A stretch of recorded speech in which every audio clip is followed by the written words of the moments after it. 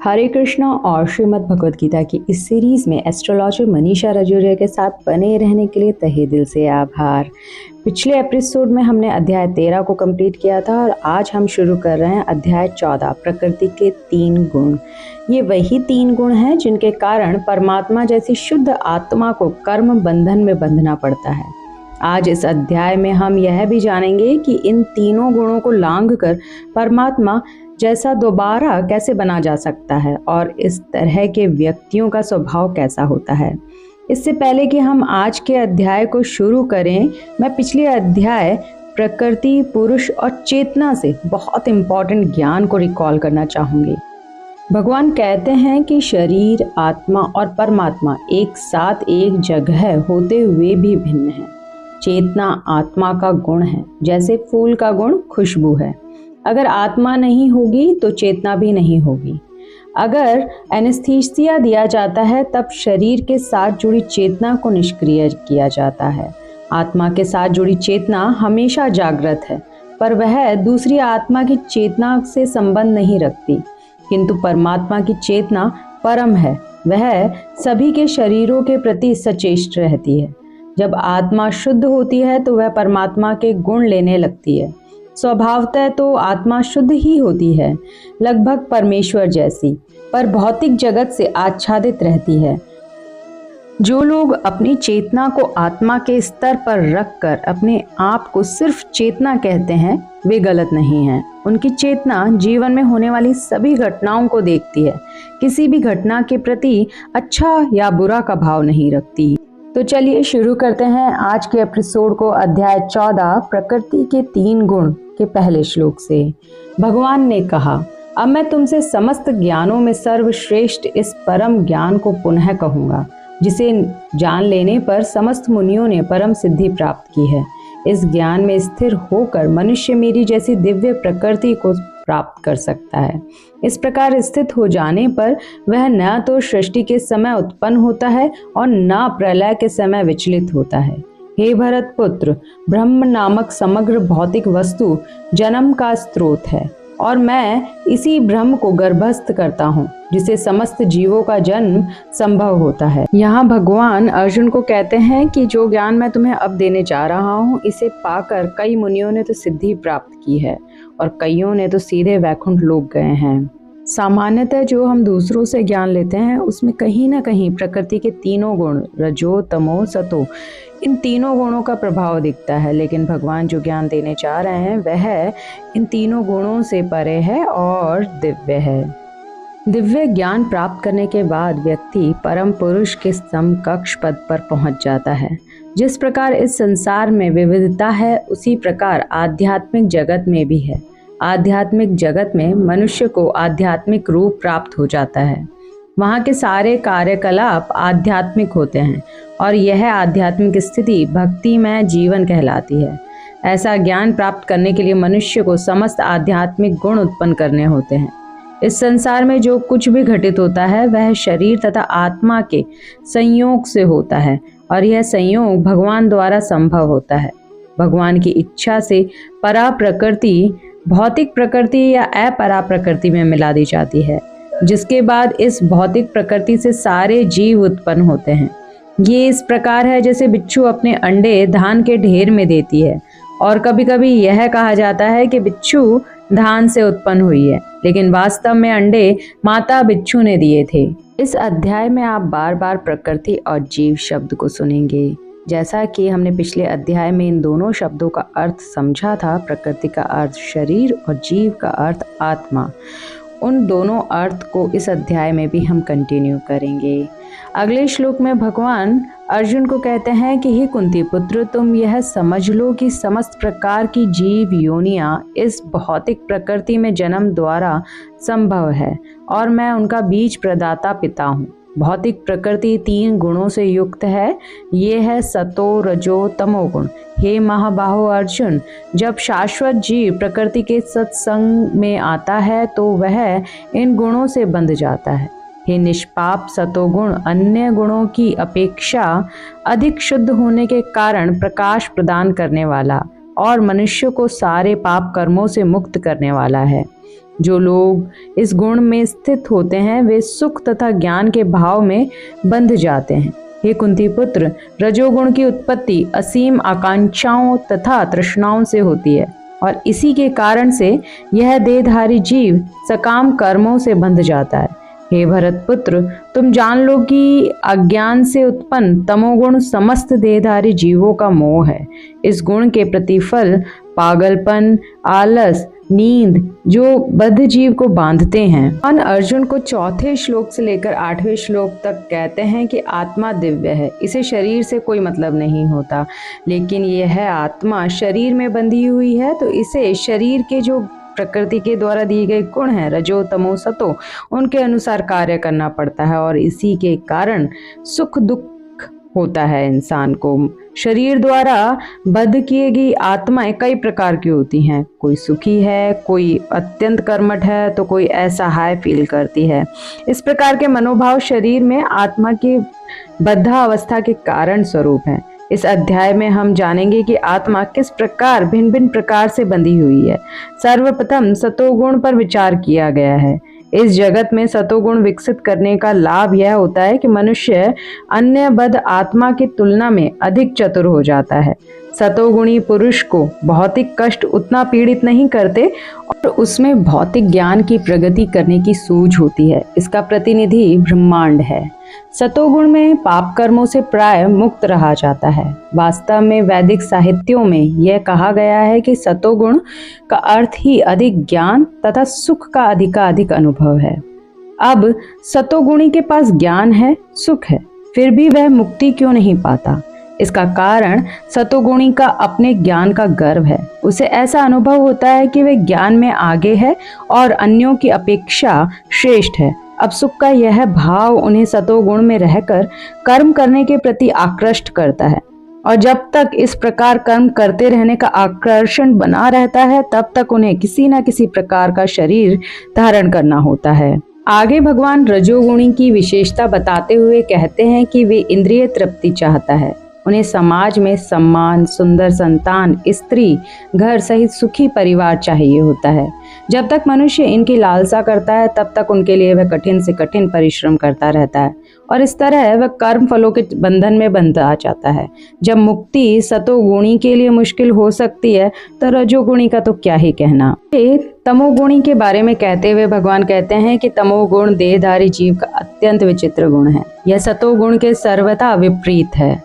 तमोगुणी अत्यंत आलसी होते हैं, बहुत ज्यादा सोते हैं, हमेशा निराश प्रतीत होते हैं। जब उन्हें आध्यात्मिक ज्ञान में सम्मिलित होने के लिए आमंत्रित किया जाता है तो वे अधिक रुचि नहीं दिखाते। वे रजोगुणी व्यक्ति की तरह भी सक्रिय नहीं रहते। अतः यह तमोगुणी व्यक्ति के लक्षण हैं। अगले श्लोक में भगवान अर्जुन से कहते हैं, हे भरत पुत्र, सतोगुण मनुष्य को सुख से बांधता है, रजोगुण सकाम कर्म से बांधता है और तमोगुण मनुष्य के ज्ञान को ढक कर उसे पागलपन से बांधता है। हे भरत पुत्र, कभी कभी सतोगुण रजोगुण तथा तमोगुण को परास्त करके प्रधान बन जाता है तो कभी रजोगुण सतो तथा तमो इन दोनों गुणों को परास्त कर देता है और कभी ऐसा होता है कि तमोगुण सतो तथा रजो गुण को परास्त कर देता है। इस प्रकार श्रेष्ठता के लिए निरंतर स्पर्धा चलती रहती है। यहाँ भगवान सतो, तमो और रजो इनमें डिफरेंस बताते हुए कहते हैं कि सतोगुणी अपना ज्ञान बढ़ाने और अपने कर्म में संतुष्ट रहता है, जैसे वैज्ञानिक, शिक्षक आदि। रजोगुणी सकाम कर्म में लगा रहता है, वह यथा संभव धन प्राप्त करके उसे उत्तम कार्यों में व्यय करता है, जैसे दान देना, अस्पताल खोलना इत्यादि। लेकिन तमोगुणी तो ज्ञान को ढक लेता है। तीनों में से एक गुण प्रधान होता है तो बाकी दो परास्त हो जाते हैं। जिसे कृष्ण भावनामृत में वास्तव में उन्नति करनी है उसे इन तीनों गुणों को लांघना पड़ता है। आगे 11वें श्लोक में भगवान अर्जुन से कहते हैं कि सतोगुण की अभिव्यक्ति को तभी अनुभव किया जा सकता है जब शरीर के सारे द्वार ज्ञान के प्रकाश से प्रकाशित हों। शरीर के 9 द्वार बताए गए हैं और उनसे सुख के लक्षण उत्पन्न होते हैं सतोगुणी के।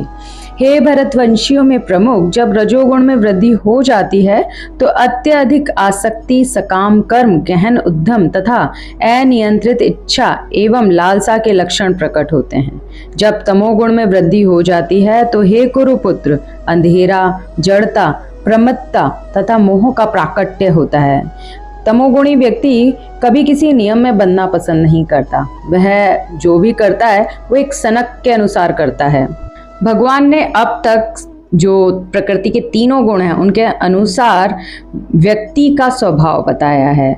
आगे भगवान उसी गुण में कार्य करने पर अगला जन्म कैसा मिलता है उसके बारे में बताएंगे। 14वें श्लोक में भगवान कहते हैं, जब कोई सतोगुण में मरता है तो उसे महर्षियों के विशुद्ध उच्चतर लोकों की प्राप्ति होती है। जब कोई रजोगुण में मरता है तो वह सकाम कर्मियों के बीच में जन्म ग्रहण करता है, और जब कोई तमोगुण में मरता है तो वह पशु योनि में जन्म धारण करता है। पुण्य कर्म का फल शुद्ध होता है और सात्विक कहलाता है, लेकिन रजोगुण में संपन्न कर्म का फल दुख होता है और तमोगुण में किए गए कर्म मूर्खता में प्रतिफलित होते हैं। अर्थात सतोगुणी को पृथ्वी तल पर नहीं आना होता, उसे वह लोक मिलता है जो महर्षि और महान भक्तगणों को मिलता है। रजोगुणी को मनुष्य योनि इस पृथ्वी तल पर मिलती है और तमोगुणी को तो पशु योनि मिलती है, और उन्हें वहीं से आत्मा का विकास की प्रक्रिया स्टार्ट करनी होती है। अगले श्लोक में भगवान कहते हैं कि सतोगुण से वास्तविक ज्ञान उत्पन्न होता है, रजोगुण से लोभ उत्पन्न होता है और तमोगुण से अज्ञान, प्रमाद और मोह उत्पन्न होता है। सतोगुणी व्यक्ति क्रमशः ऊपर उच्च लोकों को जाते हैं, रजोगुणी इसी पृथ्वी लोक पर रह जाते हैं, और जो अत्यंत गर्हित तमोगुणी होते हैं वे नीचे नरक लोक को जाते हैं। जब कोई यह अच्छी तरह जान लेता है कि समस्त कार्यों में प्रकृति के तीनों गुणों के अतिरिक्त अन्य कोई करता नहीं है, और जब वह परमेश्वर को जान लेता है जो इन तीनों गुणों से परे है, तो वह मेरे दिव्य स्वभाव को प्राप्त होता है। यहाँ भगवान बता रहे हैं कि किस तरह का मनुष्य मेरी जैसी क्वालिटीज रख सकता है। भगवान जैसी दिव्य स्वभाव पाने के लिए कृष्ण भावनामृत में कार्य करना आवश्यक है। कृष्ण भावनामृत के माध्यम से समाज में सतोगुण विकसित होगा। सतोगुण में शिक्षित हो जाने पर मनुष्य गंभीर बनेंगे और वस्तुओं को उनके सही रूप में जान सकेंगे। तब लोग सुखी तथा संपन्न हो सकेंगे। भले ही अधिकांश लोग सुखी तथा समृद्ध ना हो पाए, लेकिन यदि जनता का कुछ भी अंश कृष्ण भावनामृत विकसित कर लेता है और सतोगुणी बन जाता है, तो सारे विश्व में शांति तथा संपन्नता की संभावना है। जिस मात्रा में सतोगुण का विकास होता है उसी के अनुसार उसे विभिन्न स्वर्ग लोकों में भेजा जाता है, लेकिन गुणों का मिश्रण होते रहने से वे नीचे भी जा सकता है। तमोगुणी को लोगों को अधम योनियां प्राप्त होती हैं। गुरु परंपरा की शुरुआत कृष्ण ने की, जिनसे अर्जुन सीख रहा है। प्रामाणिक गुरु के उपदेश से जीव अपनी आध्यात्मिक स्थिति, अपने भौतिक शरीर, अपनी इंद्रियां तथा प्रकृति के गुणों के अनुसार अपनी बद्धावस्था होने के बारे में जान सकता है। जीव विभिन्न कर्मों का कर्ता नहीं होता, उसे इस शरीर की प्रकृति के अनुसार कार्य करना होता है। जो व्यक्ति वस्तुओं को यथारूप में देख सकता है उस पर प्रकृति का प्रभाव क्रमशः घटता रहता है। तरह जब देहधारी जीव भौतिक शरीर से संबद्ध इन तीन गुणों को लांघने में समर्थ होता है तो वह जन्म, मृत्यु, बुढ़ापा तथा उनके कष्टों से मुक्त हो सकता है और इसी जीवन में अमृत का भोग कर सकता है। भगवान ने अब तक प्रकृति के तीनों गुणों का प्रभाव मनुष्य पर बताया, उसके बाद मनुष्य की गति क्या होगी वह भी बताया। यह सब सुनकर अर्जुन इन गुणों में फंसकर नहीं रहना चाहता, इसलिए वह और कई सवाल करता है।